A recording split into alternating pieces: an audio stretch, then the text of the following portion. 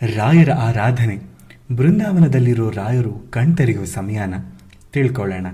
ಈ ವರ್ಷದ ಆರಾಧನೆಯ ದಿನಾಂಕ ಆಗಸ್ಟ್ 9, 10 ಹಾಗೂ 11ನೇ ತಾರೀಕು. ನೋಡಿ, ರಾಯರು ಸಶರೀರವಾಗಿ ಬೃಂದಾವನವನ್ನು ಪ್ರವೇಶಿಸಿದ ದಿನ ಆರಾಧನೆ. ಇದರಲ್ಲಿ ಪೂರ್ವಾರಾಧನೆ, ಮಧ್ಯಾರಾಧನೆ, ಉತ್ತರಾರಾಧನೆ. ಇದರಲ್ಲಿ ಮಧ್ಯಾರಾಧನೆಯ ದಿನ ರಾಯರು ಬೃಂದಾವನ ಪ್ರವೇಶ ಮಾಡಿದ ದಿನ. ಶ್ರಾವಣ ಮಾಸದ ಕೃಷ್ಣ ಪಕ್ಷ ದ್ವಿತೀಯ 3 ದಿನ ಈ ಆಚರಣೆ ನಡೆಯುತ್ತೆ. ಮಂತ್ರಾಲಯವನ್ನ ರಾಯರು ಇದಕ್ಕಾಗಿ ಆರಿಸಿಕೊಳ್ತಾರೆ.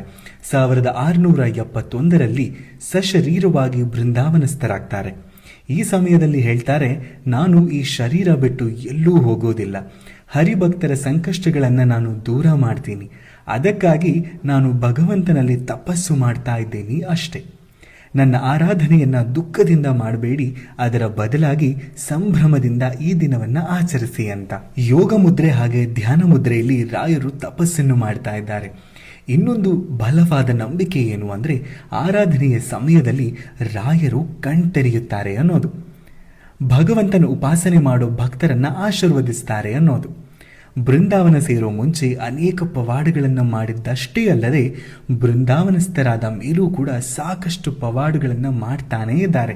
ರಾಯರ ಆರಾಧನೆಯ ಸಮಯದಲ್ಲಿ ರಥೋತ್ಸವ, ಕನಕಾಭಿಷೇಕ ಹೀಗೆ ಸಾಕಷ್ಟು ವಿಷಯಗಳು ನಡೆಯುತ್ತೆ. ಇದು ಮಂತ್ರಾಲಯದ ಮಠದಲ್ಲಿ ಅತಿ ವಿಶೇಷವಾದರೆ ಪ್ರಪಂಚದಲ್ಲಿ ಇರೋ ಎಲ್ಲ ರಾಯರ ಮಠದಲ್ಲಿಯೂ ಸಹ ವಿಜೃಂಭಣೆಯಿಂದ ನಡೆಯುವಂತಹ ಆಚರಣೆ. ನೀವು ಸಹ ನಿಮ್ಮ ಹತ್ತಿರದಲ್ಲಿರುವಂತಹ ರಾಯರ ಮಠಕ್ಕೆ ಭೇಟಿ ಮಾಡಿ ರಾಯರ ಅನುಗ್ರಹಕ್ಕೆ ಪಾತ್ರರಾಗಿ.